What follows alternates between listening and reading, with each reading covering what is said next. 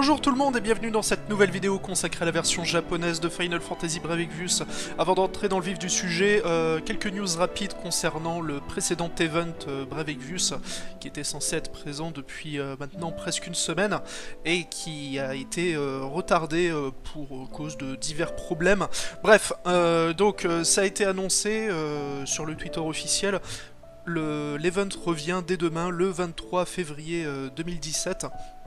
Donc c'est une bonne nouvelle.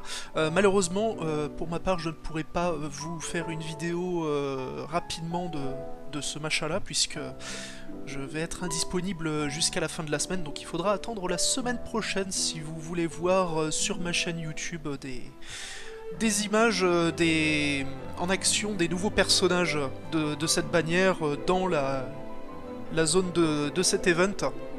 Également demain d'ailleurs un dev stream, donc avec diverses choses qui vont être annoncées, notamment je crois qu'on va avoir les premières images du prochain trial boss qui arrivera sur la version japonaise, mais bref, on en reparlera plus précisément dans une autre vidéo de tout ça.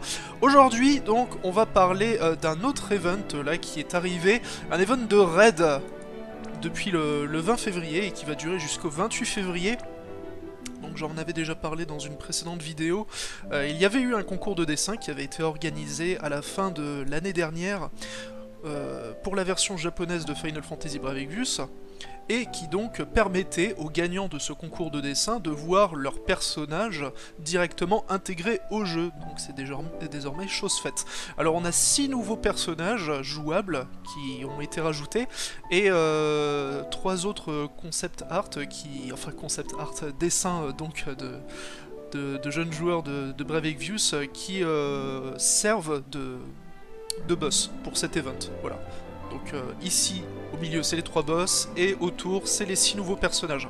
Alors, comme les précédents events de raid, Final Fantasy XI, Final Fantasy XIV, Romancing Saga 3, etc., c'est avec des orbes qui se rechargent d'une toutes les heures, et qui permettent d'accumuler des points qui nous offrent différentes récompenses, et également des jetons à dépenser dans une bannière spécialement prévue à cet effet. Et dans cette bannière, on peut récupérer gratuitement les 6 nouveaux personnages. Il n'y a aucun personnage qui a été mis dans une bannière coûtant des lapis, donc ça c'est plutôt sympa.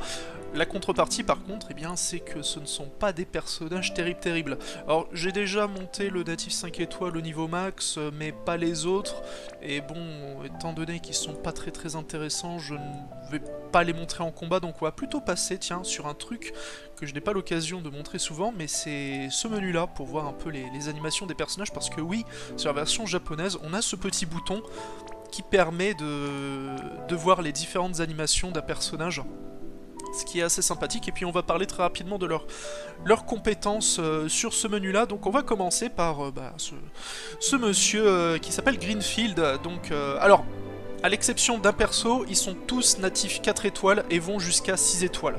Voilà, il y a juste un seul qui est natif 5 étoiles et qui va aussi, bien entendu, jusqu'à 6 étoiles. Donc, pour ce premier personnage, nous avons une espèce d'attaquant physique, qui a pas, comme pour tous les personnages en fait de cette bannière, pas énormément de choses très intéressantes. Il a, au niveau de ses passifs, il a qu'à 20% d'attaque physique et magique lorsqu'il est équipé de vêtements. Après il a 3 sorts élémentaires, donc qui font tous 180% de dégâts physiques répartis sur site, sur tous les adversaires. Donc il y a une attaque de terre, une attaque de vent et une attaque d'eau. Et son plus gros sort, c'est également une AOE qui fait 280% de dégâts hybrides, pas de dégâts physiques, toujours répartis sur site. Donc voilà, ça c'est pas très fou. Il a également un sort qui augmente de 40% l'attaque et la défense physique de toute l'équipe durant 3 tours. Bon, voilà. C'est à peu près tout ce que le personnage a à proposer. Il a bien une limit burst qui est un peu plus puissante. D'ailleurs, on peut voir l'animation de la limit burst. Voilà. C'est vrai que c'est pratique ce menu. Qui fait du 450% de dégâts physiques en ayant la défense de 25%. Mais oui, le personnage de toute façon n'a pas les passifs ni les stats pour espérer faire de lourds dommages. Ça récompense de confiance tout de même, parce que ça c'est quand même l'un des avantages de cette bannière, puisque donc tous les personnages sont récupérables gratuitement dans une bannière spéciale, et on peut donc faire énormément de tirages et les récupérer en des tas et des tas d'exemplaires, ce qui signifie que l'on peut farmer leur récompense de confiance très très rapidement. Et donc la récompense de confiance de Greenfield, c'est une Great Sword avec 105 d'attaque physique, mais qui nécessite d'être portée dans les deux mains à la fois. Et qui donc, comme toutes les armes désormais qui doivent être portées à deux mains, possède une plage de dommages plus importante que des armes classiques. Donc elle fait entre 100% et 160% de ses dommages. Elle donne également de base plus 50% en précision, donc ce qui permet de contrer les personnages, notamment en arène, qui ont de l'esquive d'attaque physique. Et ça débloque également un sort de mort instantanée qui a 30% de chance de fonctionner lorsqu'on le lance, bien entendu sur les adversaires vulnérables à ce genre de choses. Bon, c'est pas une arme extrêmement intéressante, on va dire, surtout que récemment, là, il y a eu Conrad dans la bannière de Cloud qui, lui, a une arme aussi qui nécessite d'être portée à deux mains, mais qui a 130 d'attaque physique. Je pense que c'est quand même un peu mieux une arme avec 130 d'attaque physique, mais bon, lui, on peut le farmer facilement. Donc c'est toujours ça de prix. Ensuite nous avons Sandy. Sandy qui elle est un personnage plus ou moins de support et de soins. Donc je vais en profiter pour montrer un peu ses animations. Quand elle prépare une attaque, quand elle balance une attaque, prépare une magie, balance une magie. Voilà, donc c'est un personnage qui possède Kuraja, qui possède un sort de résurrection qui remet 30% des points de vie de la cible ressuscitée. Elle peut immuniser l'équipe durant un tour aux debuffs et aux altérations d'état, et elle a un autre sort qui soigne justement tous les debuffs et toutes les altérations d'état, ce qui constitue à peu près les seules capacités réellement intéressantes du personnage. Elle a également un sort d'attaque magique qui fait 250% de dégâts magiques en AOE et qui lui régénère 30% de ses points de vie, à elle seulement, pas à toute l'équipe. Sa limite burst est amusante par contre. On va mettre l'animation là aussi, voilà. D'ailleurs elle s'endort sur la fin de son animation et c'est pas anodin puisque donc c'est une attaque magique qui fait du 400% répartie sur 10 hits et qui a 30% de chance d'endormir tous les adversaires. Ce qui est amusant et un peu contraignant en même temps, c'est que au passage donc elle augmente également de 50% la défense physique de toute notre équipe, mais il y a 10% de chance que notre équipe s'endorme aussi. Voilà, c'est vraiment le personnage bonne nuit les petits. Mais bon, encore une fois, elle n'a pas énormément de stats, hein, juste un 20% d'attaque magique, 20% de défense magique, 10% de MP. Je fais pas la liste complète là de toutes ses capacités comme je pourrais le faire pour des personnages d'autres bannières, parce que là, vraiment, le but de ces persos, c'est pour remercier les participants et les gagnants du concours de dessin. Donc c'est des personnages très simples à obtenir pour les débutants, et surtout pour les personnes ayant gagné le concours. Ça aurait été stupide que ce soit des personnages qui ne sont pas obtenables gratuitement. Imaginez quelqu'un qui a dessiné par exemple Sandy et qui est même pas capable de pull ce personnage parce qu'il a pas de chance. Voilà. Ce serait limite honteux, donc c'est normal qu'ils aient fait ça, mais voilà, en rendant les personnages gratuits, surtout 6 personnages d'un coup, il est évident qu'ils n'allaient pas en faire des top tiers. Sa récompense de confiance tout de même, c'est une habilité donc qui donne plus 20% d'attaque magique lorsqu'on est équipé d'un bâton, et plus 20% de défense magique lorsqu'on est équipé d'un sceptre. Bon, c'est un peu mieux que par exemple des 15% en matéria que l'on peut avoir gratuitement, mais là encore c'est pas non plus quelque chose de très très fou. Non, dans ce sens là, voilà. Ensuite nous passons sur Kupolukan, une petite clown accompagnée d'un Moogle. D'ailleurs j'aime beaucoup son attaque qui utilise le Moogle, qui le balance carrément à la tronche des adversaires. On se croirait dans Final Fantasy XIII-2. Alors ce personnage là c'est également un personnage de soutien. Donc là cette fois c'est un perso qui booste les résistances élémentaires. Donc elle a plusieurs sorts qui augmente de 50% la résistance face à 2 éléments en même temps, et durant 2 tours pour toute l'équipe. Et donc les combinaisons de résistance élémentaire qu'elle propose, c'est glace et terre, un autre sort qui augmente de 50% la résistance à l'eau et aux ténèbres, un autre qui augmente la résistance au feu et au vent, et enfin un dernier qui augmente la résistance à la foudre et à la lumière. Voilà, à côté, le seul truc intéressant qu'elle a en sa possession, c'est un champ, donc qui va soigner, on va dire, environ, je pense, 1500 points de vie à toute l'équipe durant 3 tours, et qui augmente également de 40% la défense physique et magique. Voilà. Rien encore une fois, de très très notable. Quant à sa limite burst, que l'on va mettre en animation, voilà, 3 petits tours, et tout le monde est soigné, puisque sa limite burst, c'est un sort de soin, donc qui devrait remettre, je pense, à peu près entre 3000 et 4000 points de vie, et qui soigne également toutes les altérations d'état. Voilà. Et c'est tout. On passe rapidement sur ces autres capacités qui n'ont pas réellement d'intérêt.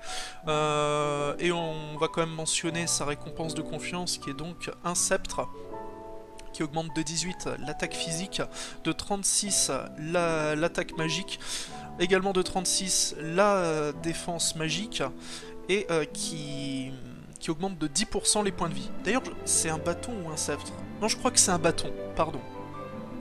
C'est un bâton donc pour attaquant magique.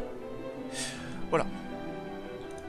Ensuite, nous avons Nyarl, une petite fille chat, une fille en costume de chat, qu'elle est mignonne.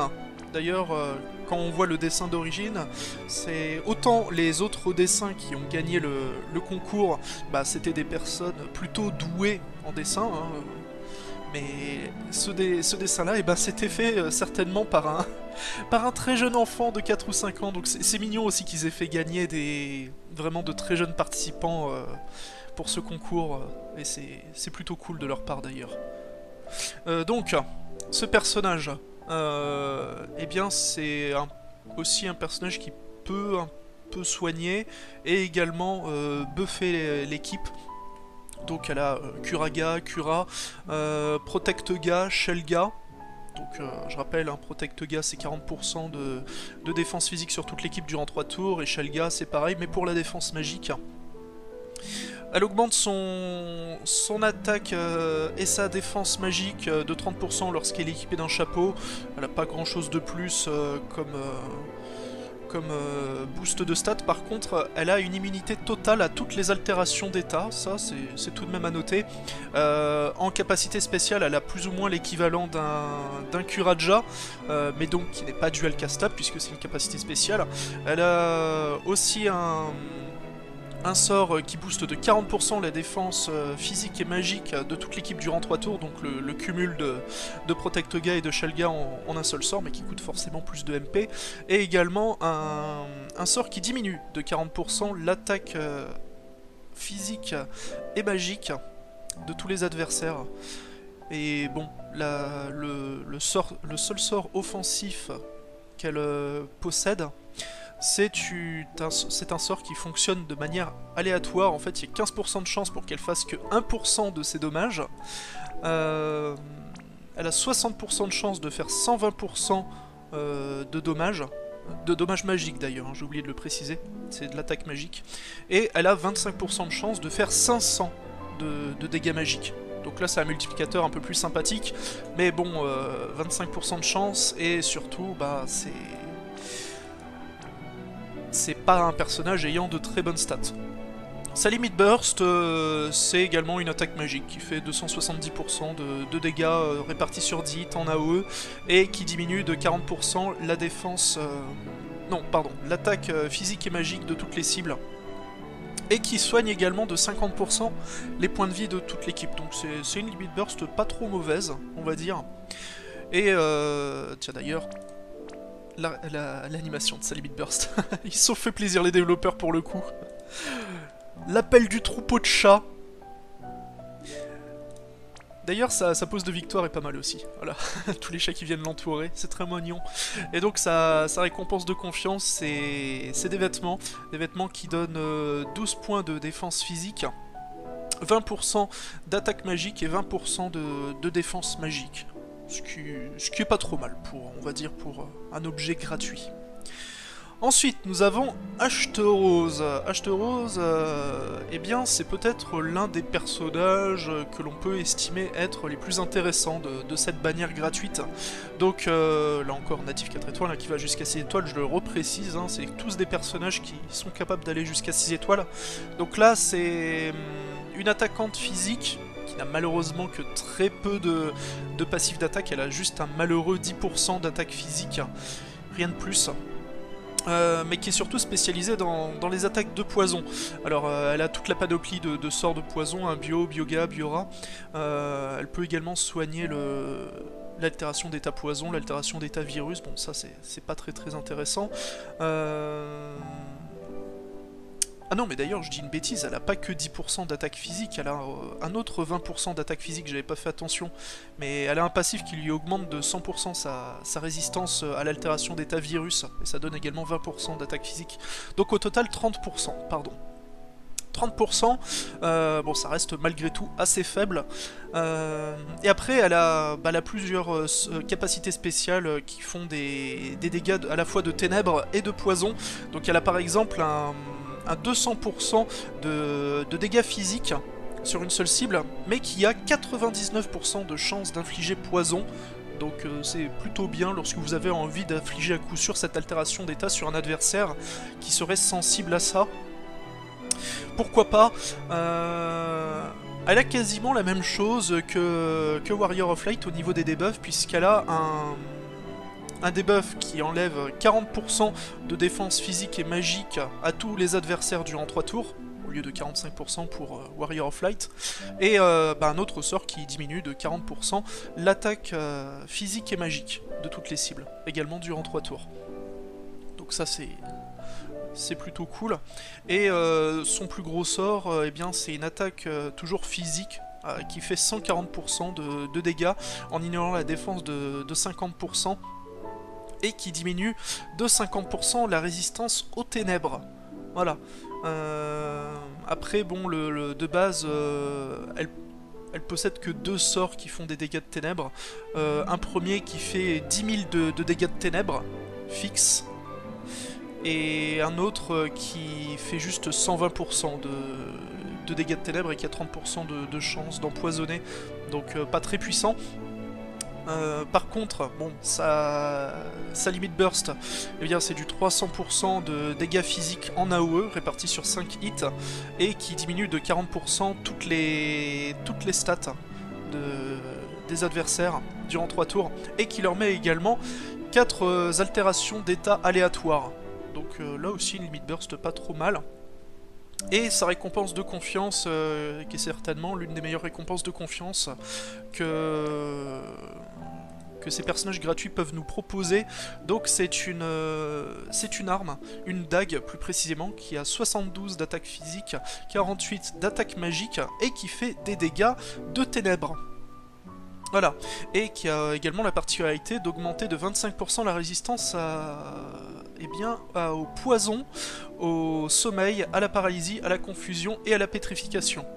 Donc c'est toujours un petit bonus pas négligeable. Voilà, une dague de ténèbres, c'est plutôt cool. Et on va montrer un peu les attaques du personnage, parce que en fait ça ressemble à une waifu, mais c'est en réalité une plante qui se déguise. On peut le voir sur cette attaque là, et ce sera encore plus flagrant sur l'animation de sa limit burst, que voici. Voilà, elle a plus grand chose d'humain en lançant cette attaque. Et la pose de victoire avec le petit parterre de rose, assez stylé. Bref, le sprite est joli d'ailleurs, je l'aime beaucoup. Mais malheureusement, le personnage, voilà, et pas très fou. Et enfin nous avons Kelsus, donc Kelsus qui est le natif 5 étoiles, le personnage gagnant de ce concours de dessin.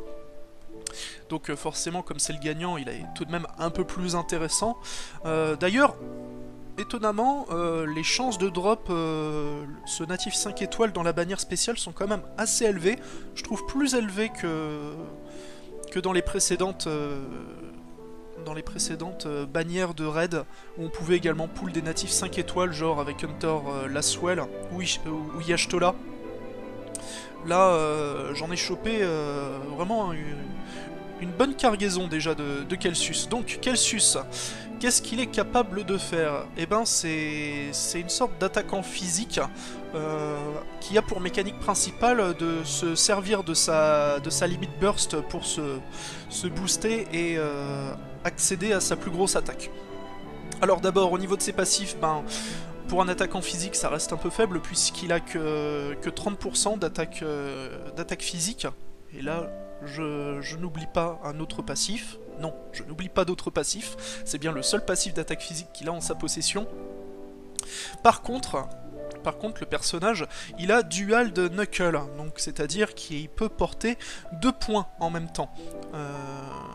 Et ça fonctionne bien qu'avec ce type d'arme. Hein. Il peut équiper d'autres armes, hein. Il peut équiper des sceptres, des haches, des marteaux, etc. Mais s'il veut équiper 2 armes en même temps nativement, il est limité à 2 points seulement. Mais ça lui donne déjà un peu plus de puissance potentielle. C'est toujours ça de prix. Au niveau de ses attaques, eh bien, de base, il a des attaques physiques élémentaires, donc qui font à chaque fois 180% de dégâts en AOE. Donc il a une attaque de feu, une attaque de foudre, une attaque de glace et une attaque de ténèbres. Mais donc c'est au niveau de sa limit burst que les choses les plus intéressantes se passent. Donc il a déjà un passif qui lui permet de gagner 6 cristaux de limit burst par tour. C'est pas trop d'ailleurs parce que sa limit burst nécessite 30 cristaux pour être activé. Et il a une autre capacité qui lui augmente durant 3 tours de 80% sa défense physique et magique, donc ça c'est déjà pas mal.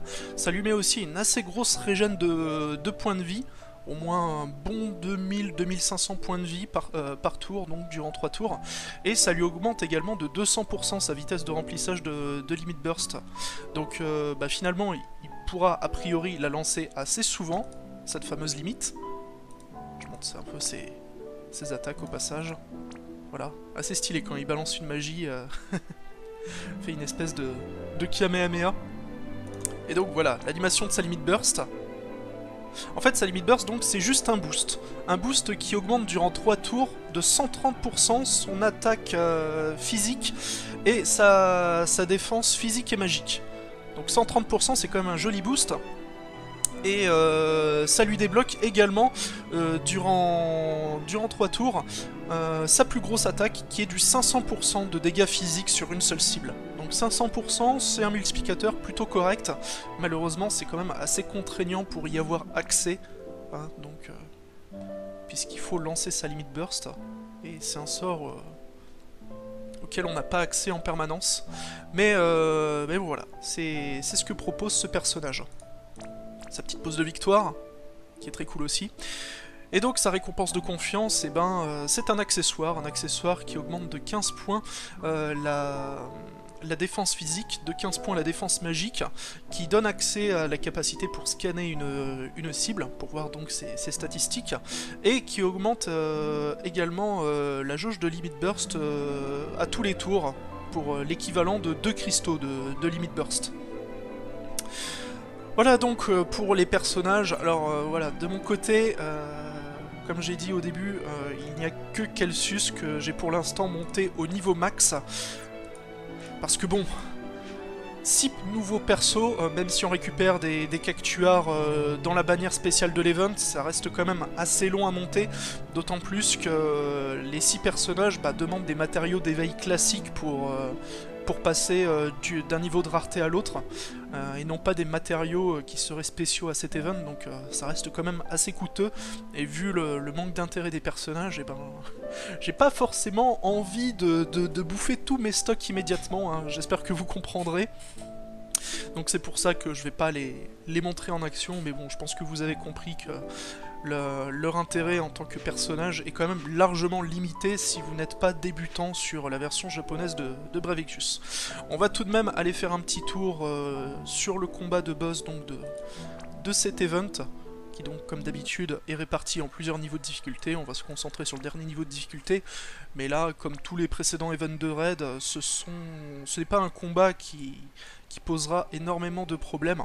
C'est avant tout une résistance de principe, et c'est bien entendu un boss que l'on va énormément farmer pour pouvoir faire un maximum de tirages. Donc dans cette configuration, il est évident qu'il n'est pas très compliqué. On va juste laisser temporiser peut-être un ou deux tours, juste histoire de montrer un peu une ou deux attaques qu'il peut faire. Donc malgré que ce soit 3 sprites en même temps, c'est bel et bien un seul et unique boss, hein. Il n'y a pas plusieurs cibles. Donc ouais, on va le scanner tout de même. Voilà, donc c'est un boss avec 4 millions de points de vie, qui n'a pas de résistance particulière face à un élément, et qui est immunisé à toutes les altérations d'état. C'est à peu près tout. On va juste balancer un petit Quake pour déjà avoir le debuff de résistance à la terre. Augmenter la défense physique avec soleil. Je mets même pas de soigneur hein, dans l'équipe, normalement en un tour c'est plié. Même si le boss peut mettre des altérations d'état.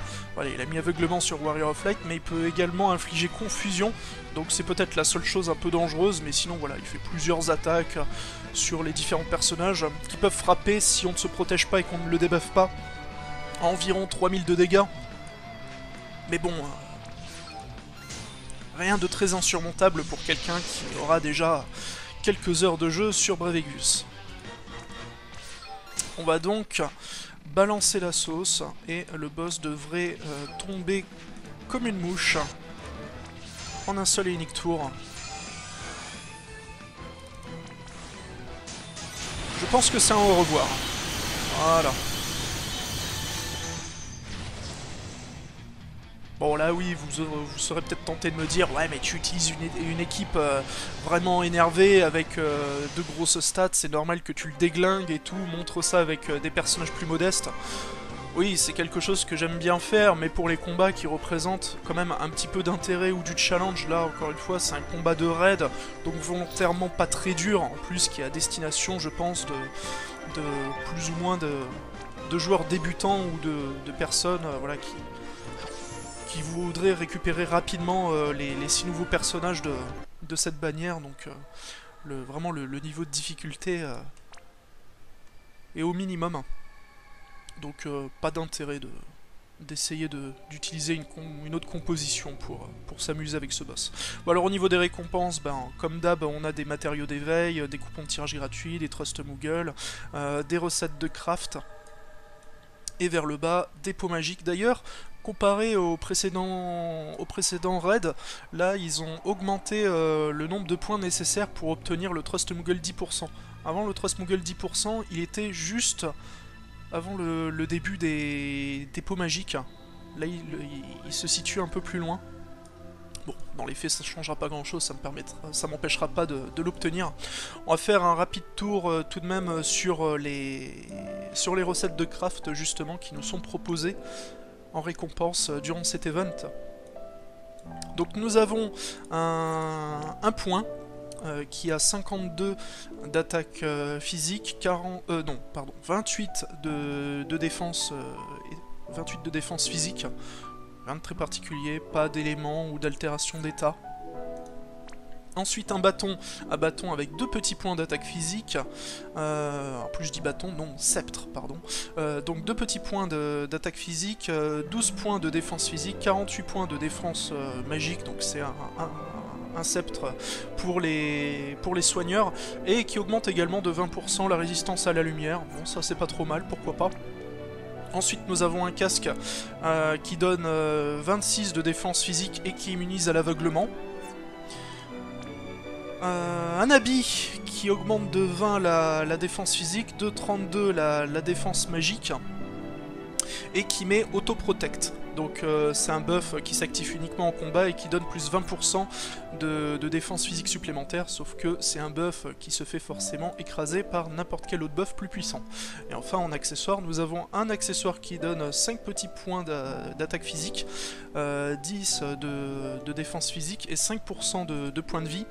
Et un autre accessoire qui donne 15% de défense physique et magique, ainsi que Auto Shell, donc comme pour Auto Protect, sauf que là c'est 20% de défense magique supplémentaire pendant un combat. Voilà.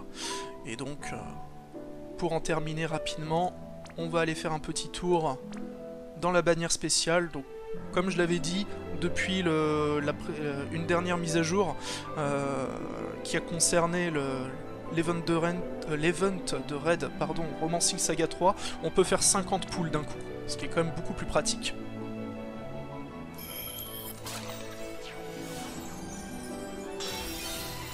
Voilà. Et encore un cristal arc-en-ciel avec Kelsus. Une fois j'ai fait un pool à 50, j'ai eu 3 ou 4 Kelsus d'un coup, donc les personnages pop sans aucun souci. Et donc à côté de ça, des cactuars et des tortues, ce qui est toujours fortement appréciable. Et les matériaux de craft pour les équipements que je vous ai montrés juste avant, ainsi que des magicites pour les invocations. Voilà, donc ce qui conclut cette review de ce nouvel event de raid. Ah tiens, j'ai une petite lettre, certainement un nouveau palier de récompense, voilà, 5 matériaux d'éveil, 6 étoiles.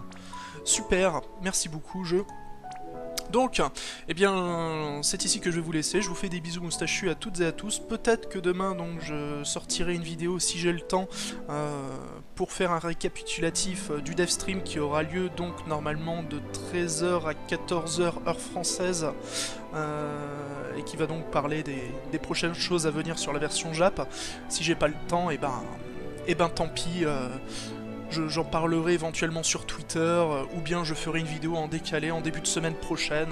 Bon, vous aurez peut-être déjà récupéré toutes les informations entre temps, mais bon, c'est comme ça, hein. Les obligations de la vie réelle. Dans tous les cas, bah voilà, justement en parlant de Twitter, et ben, je vous rappelle qu'il y a des liens dans la description de la vidéo, à la fois vers mon Twitch sur lequel je stream régulièrement du Brave Exvius et d'autres jeux, et le lien vers mon Twitter où je balance parfois des petites infos. Bref, et bien en attendant, je vous laisse et je vous souhaite bon jeu sur la version japonaise de Final Fantasy Brave Exvius.